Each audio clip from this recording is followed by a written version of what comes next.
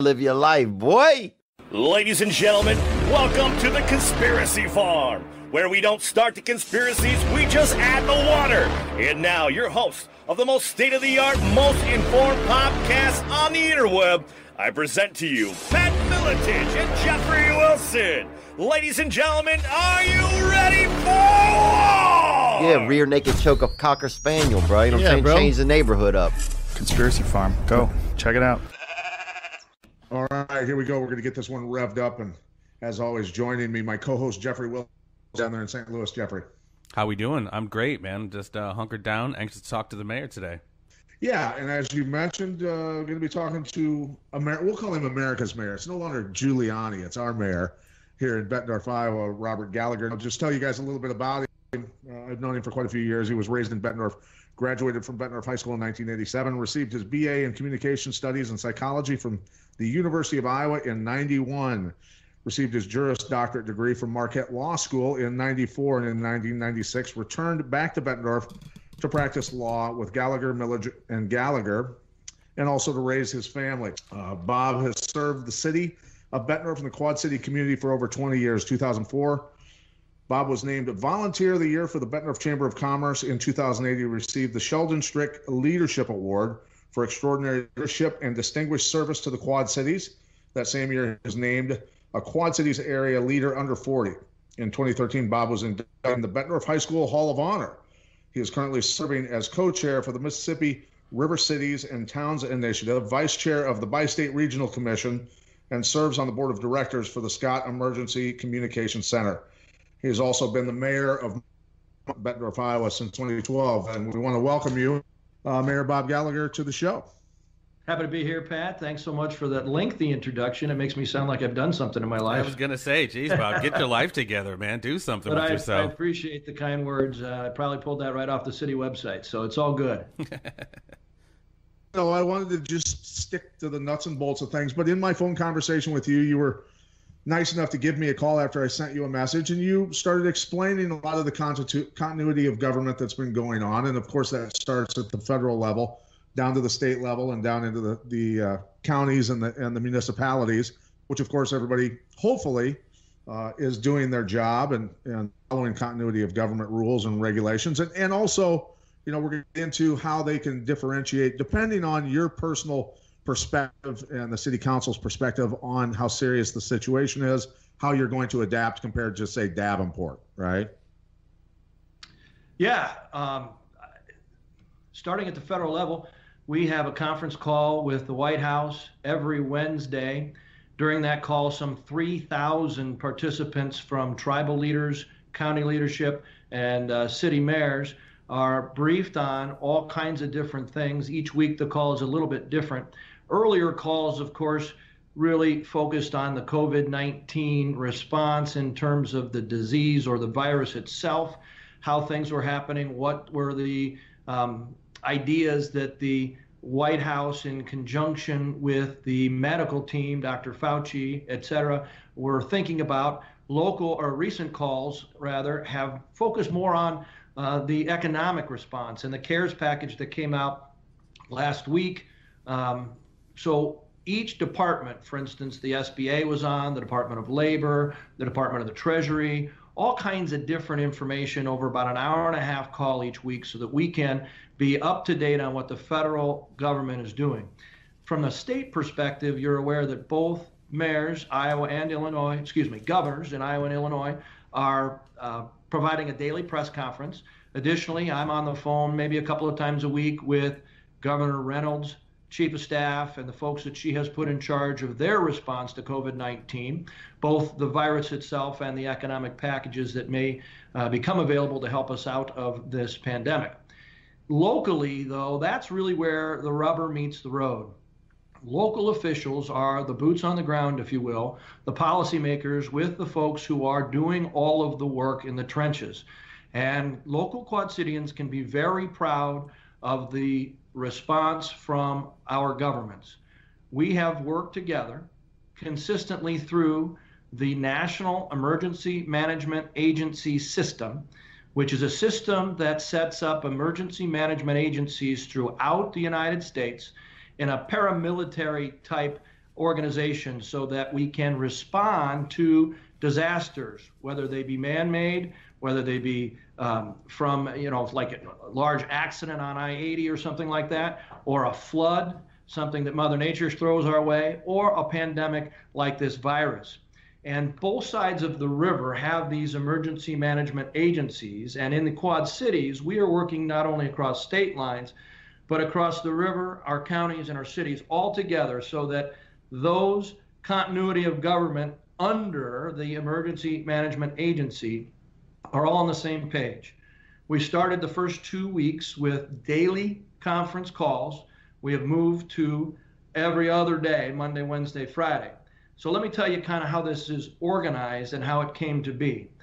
These two emergency management agencies, Scott County and Rock Island County, got together to say, hey, this is our area, this is our region, we need to work together to fight this pandemic. They have county health departments, and of course we have multiple hospital systems. They have emergency management people and a mass care sheltering and donations organization through the Red Cross. So each day we would meet on these conference calls to share information. The first call would take place at 8:30 in the morning between the emergency management agency on both sides of the river, who have started, or weeks ago when this pandemic was announced, they created emergency operation command centers. So this has been done virtually because of the pandemic, but in a flood situation, you might have 20 people in the same room trying to do whatever is needed to fight that issue. In the flood of last year, the highest flood in the history of the Quad Cities, we were all in the same room. A couple people were working on procurement of equipment. For instance, maybe somebody was working with the state and municipalities in the center of the state to get dump trucks or other needed equipment. Somebody else might be working with the private farmers who might have pumps that we could use that they use to move manure, and we needed those to move water. That gives you an idea of this emergency operation command center.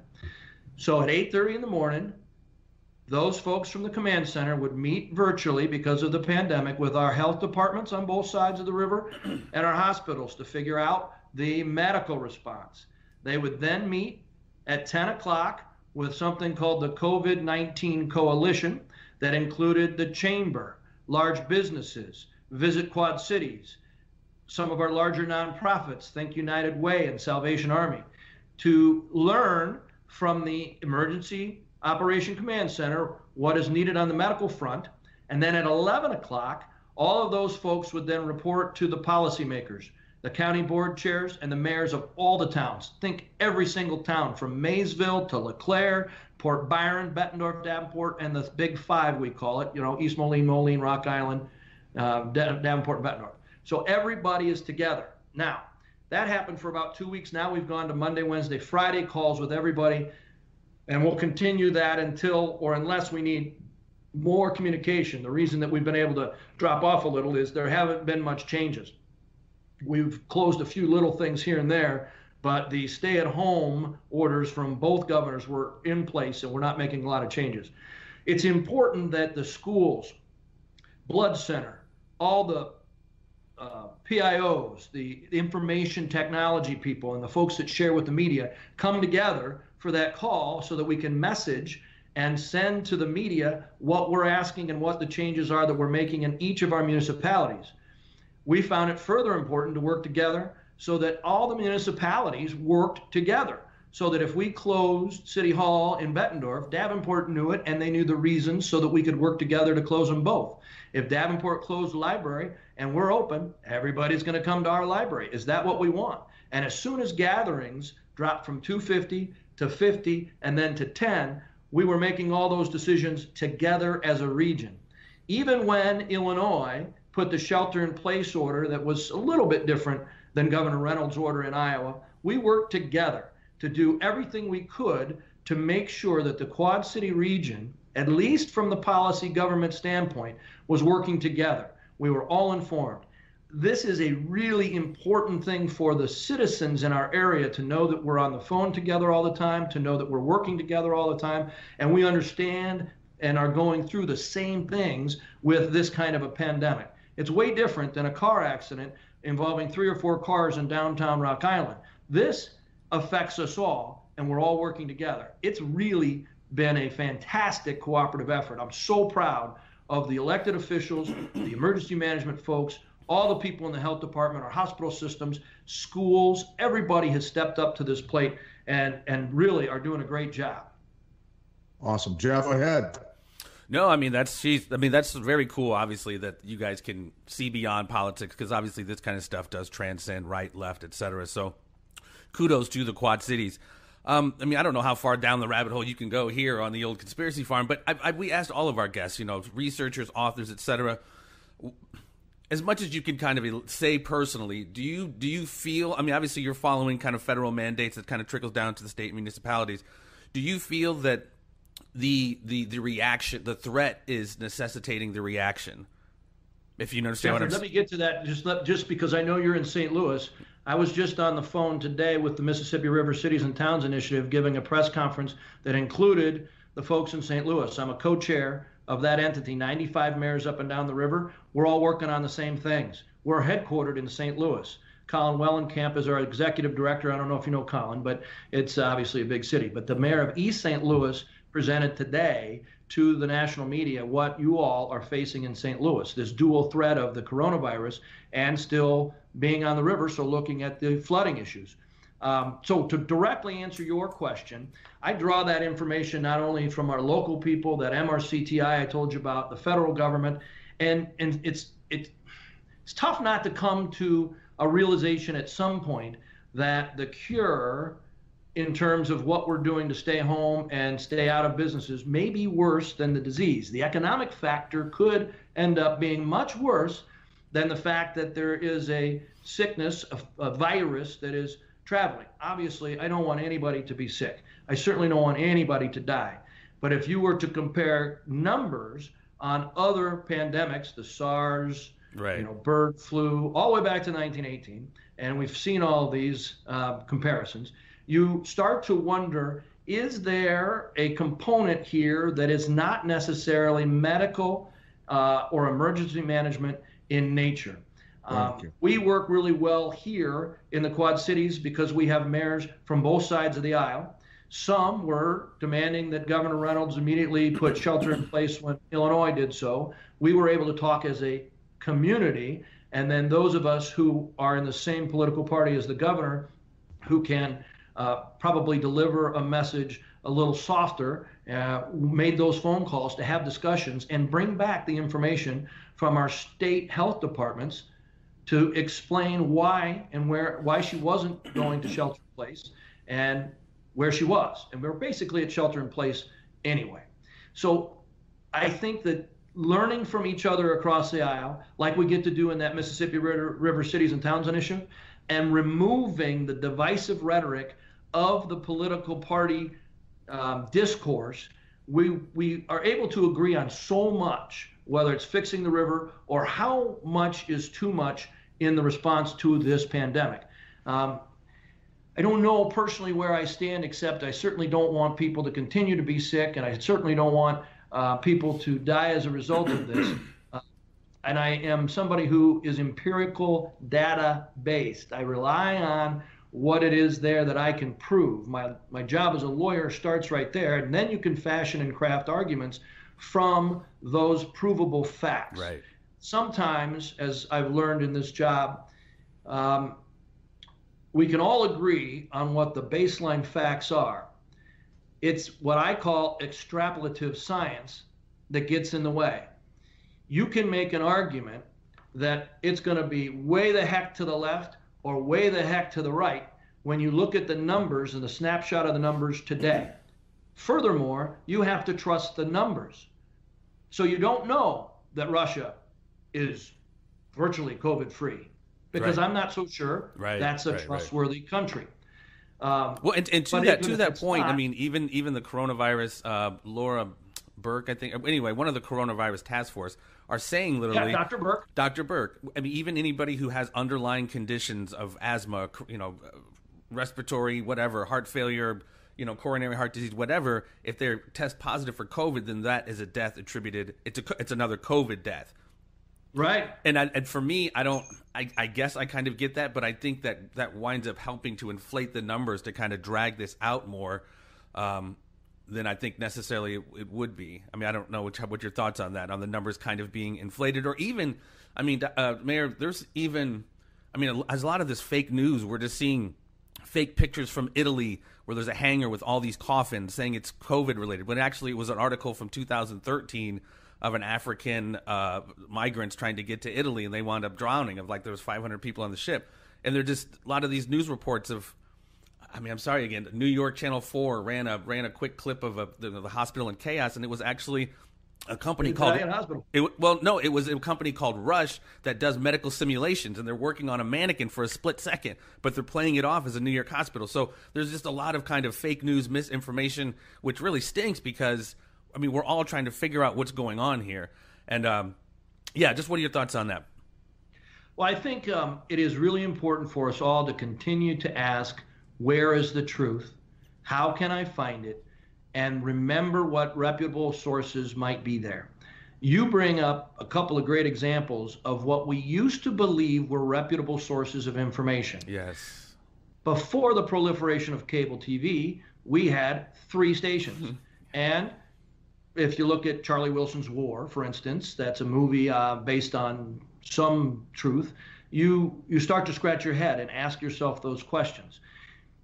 We have now seen concrete examples of what we might have thought were trusted news sources, either making a mistake, because we all make them, sure, or purposefully choosing to send messages that are either inflated or in this case, inflated to attempt to further an agenda. Right. That's really scary. That's really difficult because we, as policymakers, have to rely on good news sources and good information. I can't go to New York and take those pictures myself. They're not even going to let me in based upon the stay-at-home orders. But you see what I'm saying. Yes. And as you roll that back to the COVID deaths, the beginning of your thought, and the fact that we are attributing all deaths in which a person has been tested positive for corona to the coronavirus, at least we know that as a fact, and people are admitting that. Think how much worse it would be if that wasn't admitted. I hold out hope that there's a possibility that those deaths may be able to be researched or reevaluated so that a doctor could make a decision or a distinction between the heart attack victim who then contracts coronavirus but is now listed as dying from coronavirus, something like that. Right. I think that my hope is that during this time of uncertainty and fear and lack of time, hopefully, because I think doctors are moving pretty fast in some instances, although we have prepared here in the Quad Cities and down the Mississippi, have prepared for these surges that have not yet come, and let's hope that they never do. Right. So that feeds into the argument that, hey, maybe they just don't have time right now, and right now this is what we're going to do. We have to make a decision as a policymaker making that particular decision. It could be wrong, but we need to make a decision and we need to move with it so that everybody's on the same page. Yeah. I do believe that there's some of that because sometimes we can get paralysis by analysis. We can sit here and look at all these numbers and look at all this information and never get to a decision. I'm a gatherer of information, trusted information, and then make the decision. Live with the decision because nobody is perfect. If you have to apologize, you can apologize and say, looking back, hindsight's 2020, that maybe wasn't the best decision. It was made under these circumstances, this evidence at the time. But there is no doubt that your questions are valid and raise the ire of those of us who hopefully are intelligent enough to think, where's the good information, where's the trusted information, and who is the trusted news source? That has all been blurred in our country. Yes. You cannot find it on a consistent basis in any one source, and that's scary. Well, and there's several components to this. You brought up the economic impact, which we haven't really seen yet. And as Pat and I have mentioned many times on the show here, look at what people are doing, and their bellies are still full. We're in week 2 and 3. Money's starting to run out. I went to the store yesterday. The shelves are pretty looking empty. I mean, it's looking bad. And then the possible supply lines, there's potential threat of that. Speaking to the social implications, and the Quad Cities and all of you guys working together, the Quad Cities is what, 600,000 plus, 500,000 plus. It's not a small area. Yeah, about 450 probably. It's not a small area. What are your thoughts as a mayor of somewhere like Bettendorf, of these certain police forces that are releasing certain amount of criminals and then also saying they're not going to respond to certain calls? And that the larger kind of social impact as this spreads and people become more desperate, they pretty much just made public to the fact, well, we're not responding to break-ins. We might do it over the phone, they said, or take reports over the phone. Well, it's like, well, the guy who was breaking in is dead now because I shot him because you guys didn't want to come when he was breaking in. I know they're going to be busy and stuff, but the larger social implications of all that, what are your thoughts? Well, to fly at about 30 to 60,000 feet, as a mayor who's tough on crime, that is a concern. I don't like to see people released into the community who are violent offenders or could pose a danger to other people, right? So you have to balance that against the spread of COVID in a confined space like a jail and how quickly it could go. And those are the tough decisions that county sheriffs and county board chairs are making. We are lucky in the Quad Cities. We have not seen an increase in crime as a result of those offenders being released to the community, nor have we seen an increase in crime as a result of the suggestions, consistent with your thoughts, that certain things, little things, are just not going to be policed at the same level right now. We have not seen an increase in domestic violence at the home. That was the big concern. You add a battered person to a situation where there is no escape. You have to stay at home. Tensions rise. It's much more difficult. We haven't seen that either. That's not to say that we won't. So we are consistently discussing that with our police chiefs, with each other at the policy-making stage, and attempting to find creative solutions. It is very difficult. It is very scary. I have friends and neighbors who are going to go out and get guns if they haven't already because they want to protect themselves and their family. And of course, the concern there is that if they're not well trained on a gun or the laws that relate thereto, what kind of implications do those type of actions pose? And the first thing I would do is call Pat and say, come to my house or I'll meet you at the range. You help me through this because I know that you have great knowledge and expertise in the area. But I'm not sure everybody's doing that as you see a run on guns and on ammunition for those reasons, that people really fear that the sworn officers, be they county or state or city police, are not coming to help. And I think, at least in our area, we've seen that that is not true. They are coming to help, and we need not panic. We must stay vigilant, obviously. Lock your cars, lock your homes, all of the things that we teach people to do on a regular basis. The Bettendorf that Pat and I grew up in, where we never locked our house, and we walked right into our neighbor's house, especially if they are having steak for dinner, because we wanted steak instead of mom's goulash. That doesn't exist. We were able to do that, and we were welcomed as a member of the family in 100 houses in this town, especially the 5 around your own. And even though Pat was 4 years my senior and we weren't great friends, I always looked up to him. I know that if I knocked on his door, they'd feed me and call my mom and with the telephone on the wall and the long cord and say, Mrs. Gallagher, your kid's here. That's how that worked. That's gone. We got to lock our cars. We got to lock our houses. So be vigilant. Know that the police are coming to help you in our local community, but we have seen evidence of what you are talking about throughout our country, and that is really scary. What's more scary is, in my opinion, that has been made a political hot-button issue between the left and the right. If we can't come together in a pandemic where everybody, green, red, black, white, Illinois, Iowa, old, young, gay, straight, are all affected, when can we come together? Right.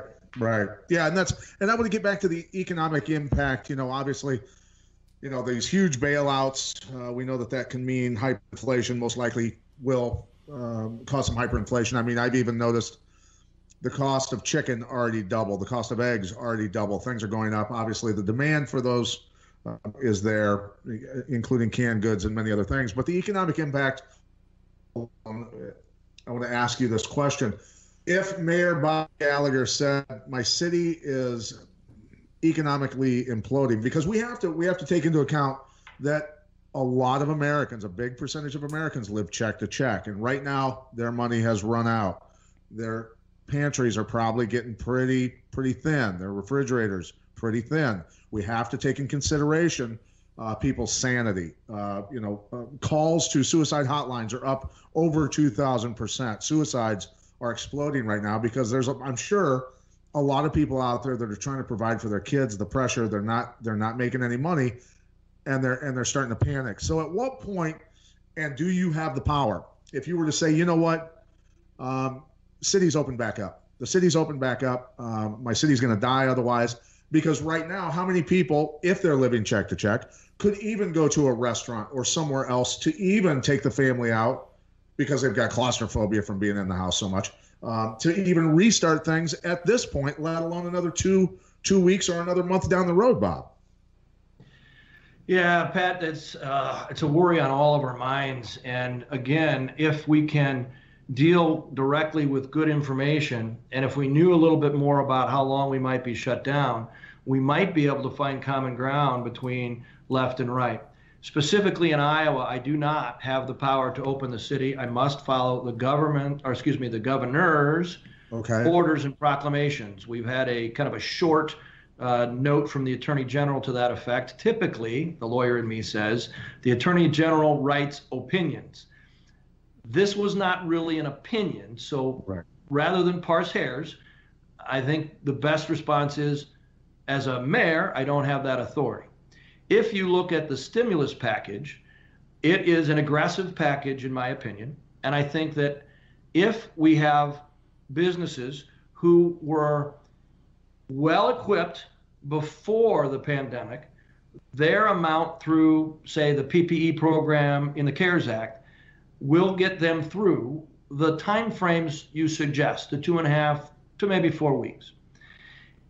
At a city level, we have some cities who also were living, quote, paycheck to paycheck, in that they didn't have sufficient reserves to withstand something like this. The city of Bettendorf, through the wisdom of our council, city council, believes that we ought to have reserves on hand between 20 and 25% of that which we spend in a year. We were about 28% or so across the board at the beginning of the pandemic. We can go 90 days with no income at the city of Bettendorf and be just as healthy as the day we started, but for we used our reserves. Obviously, we don't necessarily want to do that. Sure. We meet weekly to discuss how we're going to do that and how much we can spend down and what changes we need to make at the city.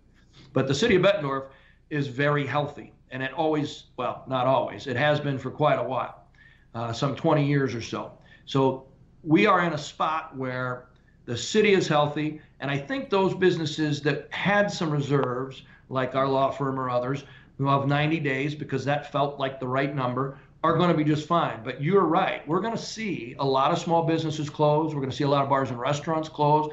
Those are people that are either going to be on unemployment or coming out of this, if there is a recovery phase, a program, for instance, a big campaign to Buy American, a big campaign in advanced manufacturing, a big campaign in building our infrastructure.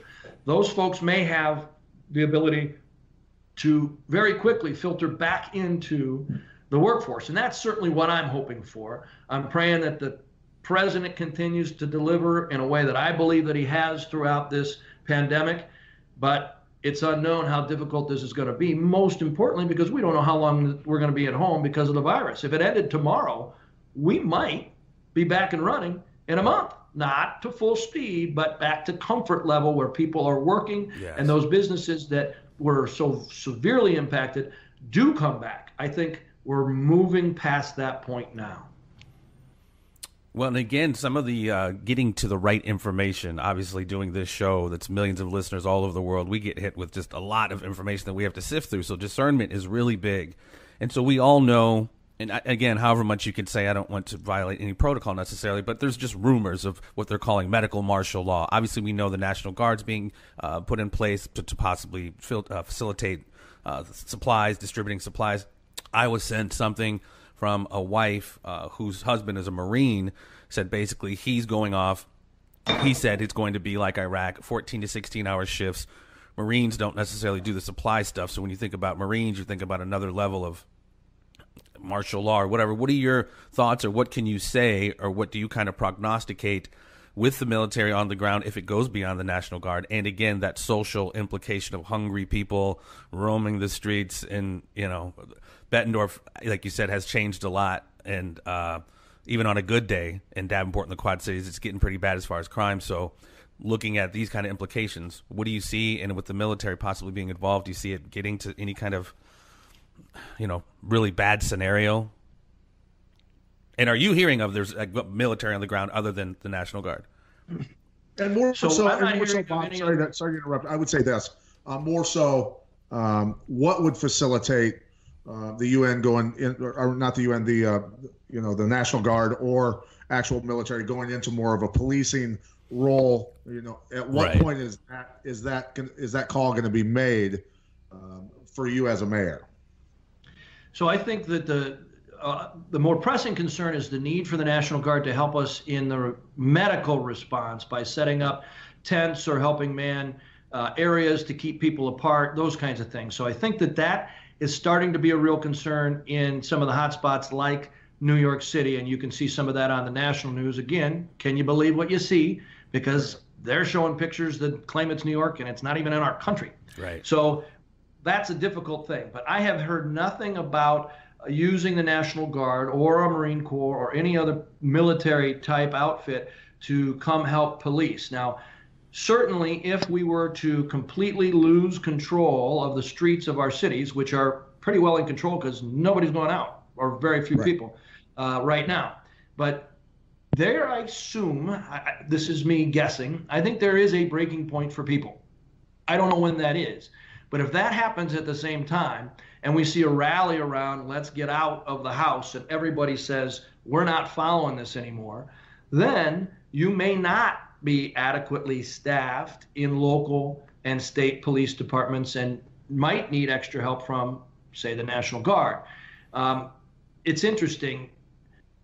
My city administrator always tells me, you know, people don't want government in their lives until they want government in their lives, and then they want so much government that you can't pay for it. Right. And to that end, we are not set up as a Bettendorf Police Department or any of my other colleagues in the Quad City region to handle that type of a surge. Even with all officers working round the clock, if it got too crazy, there would be a need for help. These folks are going to have to go home and sleep. They can work 12-hour shifts, but maybe not anymore, and any more than that. It just seems to me that I don't foresee that.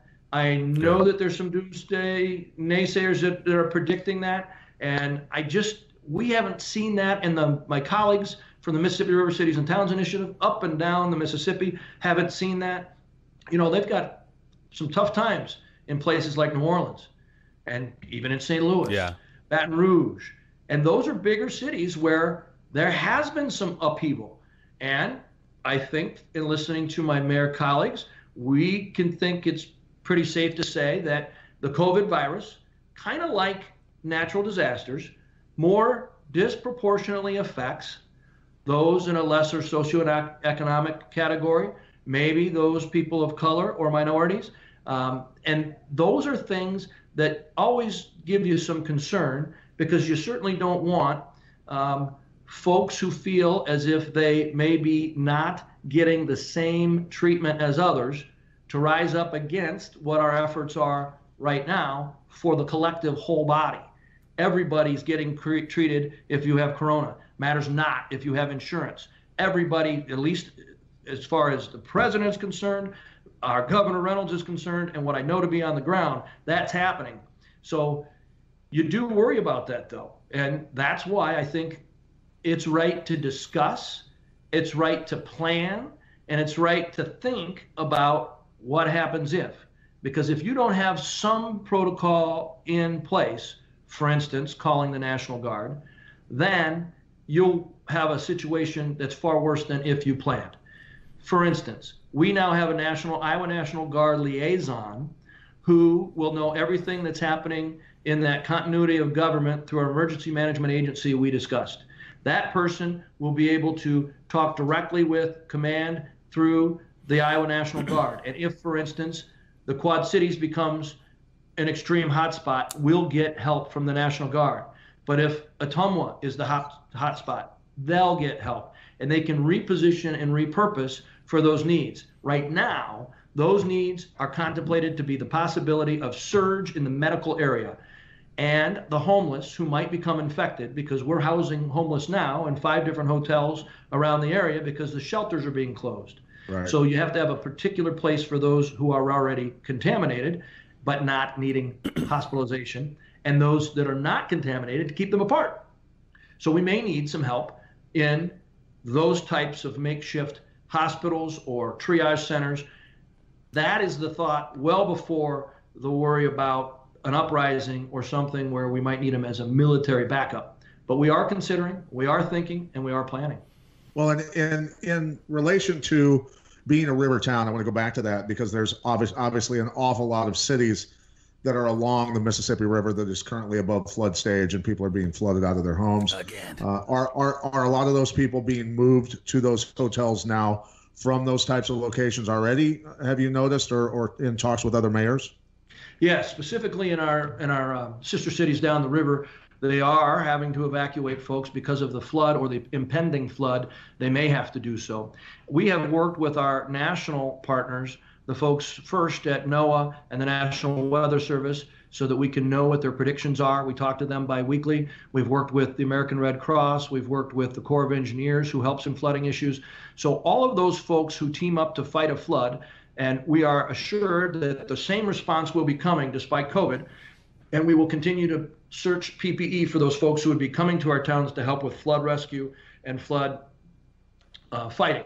So the folks who are now being evacuated, those helpers and volunteers, those folks who may be in the National Guard, Corps of Engineers, Red Cross, or local officials, are using PPE to stay safe, moving those folks to targeted areas. Again, if there is a person who's contracted COVID-19 but is not in a hospitalization phase, they're going to a separate, distinct, and different place than those who may not have contracted the disease and don't test positive therefore, or have symptoms or contacts with others who do. So they're separate.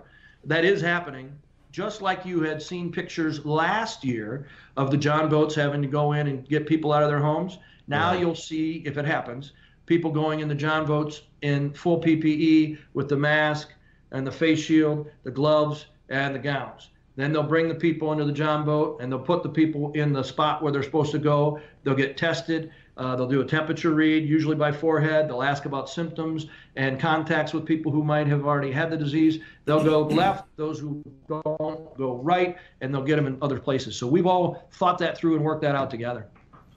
Awesome. And one question I have from one of our listeners, and I think you'll remember. Do you remember Dan Chambers? He graduated with me. He was also a wrestler and football player. I do. He's an attorney, quite successful attorney out in Los Angeles. And Awesome. Dan's got a question for you. It sounds like a pointed question from one attorney to another, to be honest with you. It's pretty good. He's trying to put you on the spot. I like it. He wants to know your opinion. Takedowns for $1? What's that? Takedowns for $1? Well, ask Dan how good his knees are. A little bit more than my last weight class in high school of 119 pounds. There you go. Yeah, we're all up there a little bit, but he wants to know. Dan Chambers wants to know what your personal feelings are on Reynolds' shelter-in-place performance, because a lot of people have been critical of her, which I'm not critical. I'm not of that side to be critical of Governor Reynolds for not putting us in complete lockdown like many other states have, because there's less population here, obviously. Yeah, what's really interesting, and I fielded this question an awful lot, if you go back and you read the proclamation that turns into an order, each time Governor Reynolds makes a change in what she's doing, she's relying directly upon the matrix that her health officials put together at the Iowa Health Department and the experts at the University of Iowa, along with the county folks that work in the health departments.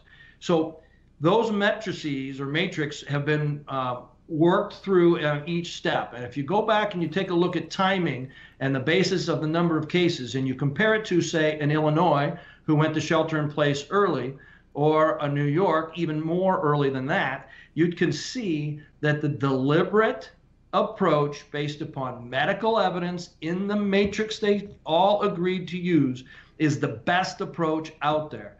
You can understand that with less population comes less of a touching situation where it could be spread as quickly as it could with less use of mass transit.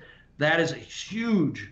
And what we've seen by the governor in the state of Iowa is great leadership in a measured approach to handle this pandemic. And you can look at the most recent 2 proclamations and see that we're basically at shelter in home without, again, the divisive rhetoric, because the shelter in home on its face are words we can understand. But the way they've been used by the left side governors and the left side mayors who put it into practice early is that they become terms that sound like bad words. That is the exact reason that a coalition of mayors like the MRCTI can be so successful. Remove the rhetoric. Let's talk about what the actual order says. We're doing just what they're doing with a few exceptions on both sides. Yeah. Jeff, go ahead. Yeah, without taking you too far down the rabbit hole once again, sir, I don't want to put you too much on the spot, but Pat and I, we've talked, and the evidence is out there, if you will, the mountain of evidence that this just didn't come out of the blue. Without getting into where this necessarily started, Wuhan, or was it a bio, warfare tool? As a mayor, you do require, every city, every state requires law and order, right? I mean, a city just was in chaos without law and order and accountability for one's actions. Again, not getting too deep into it, what are your thoughts on evidence that we're seeing, like a Jeff Bezos has sold $6 billion worth of stock before this happened, or a Dianne Feinstein sells off certain stocks before this happened, and other members of Congress? There's evidence that there was some measure of clear foreknowledge because they're selling off stocks. What are your thoughts on that? I don't know really enough about it to have an opinion. If you kind of take a look at it, you feel a little uneasy when you hear that, then it drives to that platform of what are the facts, who can we trust, where's the source? Because if an investor in Bettendorf who had no foreknowledge of the virus coming to the United States decides, hey, this looks like it could be bad, and makes those same decisions, we say good guess, or good calculated risk, or wow, I wish I would have thought of that. Now, there's more information I would assume that Congress is getting. I get more information because of all those phone calls I talked to you about, because of my relationships, than my city council.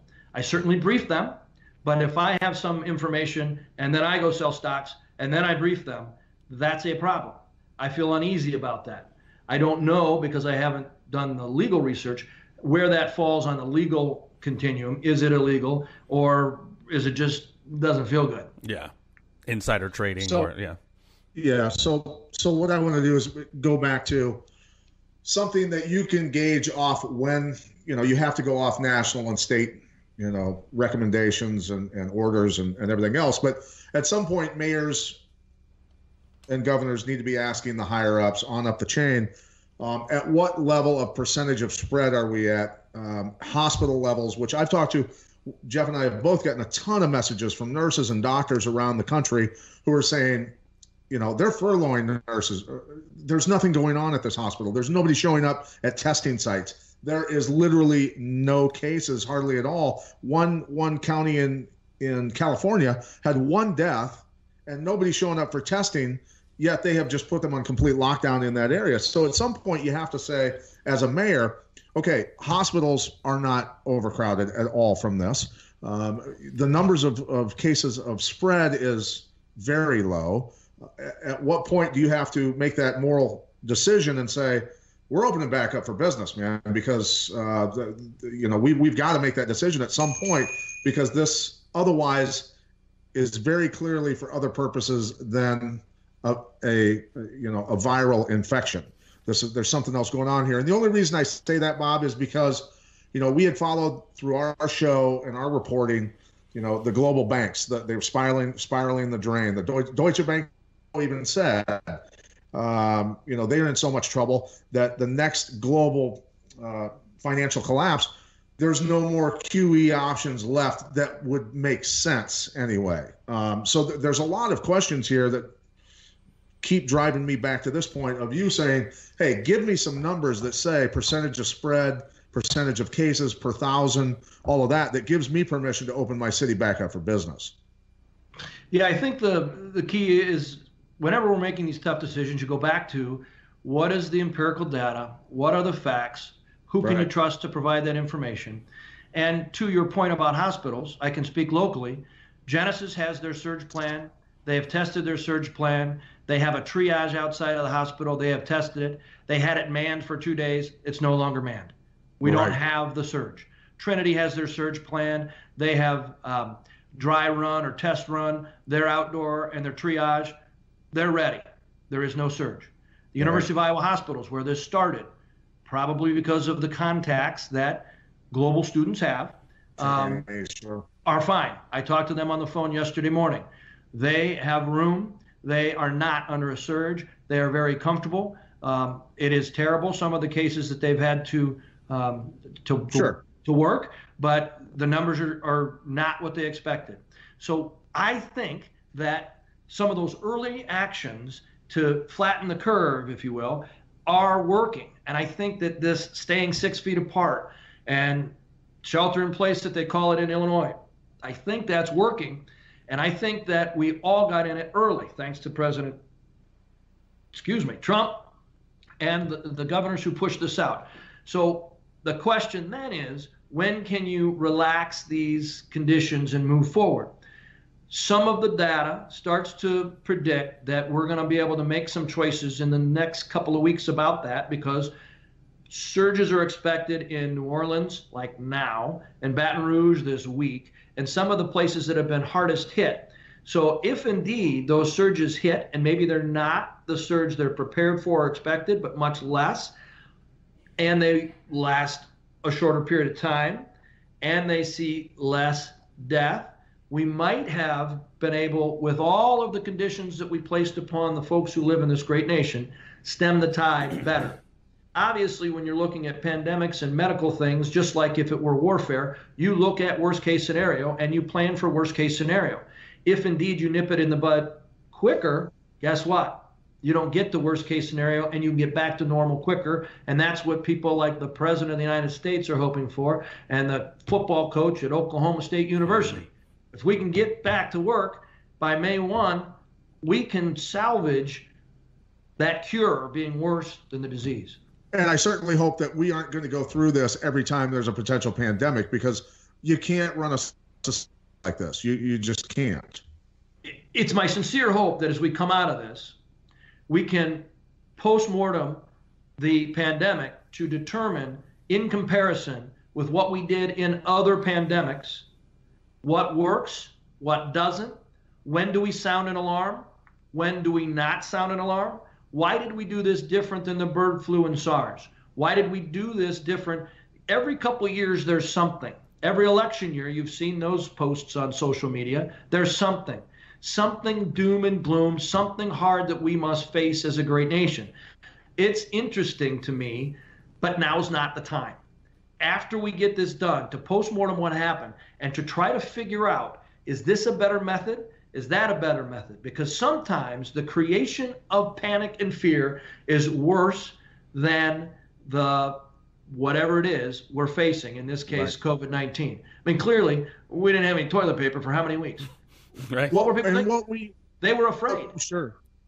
And what we don't want is, with acts like the NDAA and Patriot Act and other things that have been implemented over the years from national, emergencies, 9/11 and other things that have happened throughout history. Increasingly, freedoms are taken away from citizens and a false sense of security is given back. And many of the people in society assume that they are safer because of these things have been put in place. But in reality, what you as an attorney and somebody who knows the Constitution, we understand what's going on with a lot of the freedoms that are being violated right now. There's National Guard out looking for people who have ventured into Connecticut and running them back out, being stopped at the border, that sort of stuff. Fourth Amendment right being violated, First Amendment on many social platforms Jeff and I have to deal with. So, what are your concerns after this is all done? Not only just taking a postmortem on what we could have done differently, but also being able to reinstate those civil liberties, the constitutional rights that Americans are supposed to enjoy. You don't have to look much further than my 11 o'clock telephone call this morning with the faith-based community. They are following our lead, and they are not congregating. They have a right to practice whatever religion they choose in this country. They have a right to freedom of speech. They have a right to congregate. And those rights they are choosing to encourage their flocks, if you will, not to participate in at this time because of the greater concern over the coronavirus. You talked about the First and Fourth Amendments that directly relate to what I do as an attorney. I hope that as we come out of this, the declarations, when they end, the presidential declaration of emergency, each governor, we at the county and municipal level, when those end, we ought to be able to get back to business as usual, and we ought to, as a country, even more value those rights because we chose to give them up for a period of time, be it 2 weeks, a month, or 2 weeks, a month, or 6 weeks. I don't want 6 months. But I really believe that will rest really heavy on the minds and hearts of Americans. And I really hope that they continue to believe in those rights that were fought for by our forefathers, and we get back to exercising them, but more importantly, remembering our personal responsibility. The reason that rights can get eroded is because of those who don't take responsibility for their actions, and then we at a policy making position have to make decisions that affect everybody because of the few. This nation has to get back to a nation of acceptance of personal responsibility. And if we do, your rights, my rights, your rights, all will be protected. And without getting too deep into I think that Pat raises a good point that we've brought up. Here we are, without getting into the nature of 9/11, whatever of that, we're still, every president since then has renewed the National Defense Authorization Act because of those emergency powers from 9/11. And here we are 20 years later, and that's still on the books, the possible indefinite detention of Americans, propaganda being legally able to use on American citizens. So I wonder as well, Pat and Mr. Mayor, what are your thoughts? Like I said, 20 years later, we still have these mechanisms in place which have stripped a lot of our rights. They can wiretap us, etc. I'm worried 20 years down the line, will we get to that point, like you said, where we can retract and bring it back to more constitutional-based human rights, etc. But I'm just worried, man. Like I said, 20 years on, and we're still dealing with NDAA. How long is it going to be till, what's it going to be like 20 years from this? Because this is game-changing, right? This is unprecedented. We've never seen this. So it's like, how much are we going to lose from this? And not get back. Interesting question. And without speaking to thoughts about the act or the specifics you raise, that's the hard thing about being a policymaker. It's the balance between keeping people safe and doing what you think is right for masses, supporting and upholding the Constitution, and finding a way to get both things done.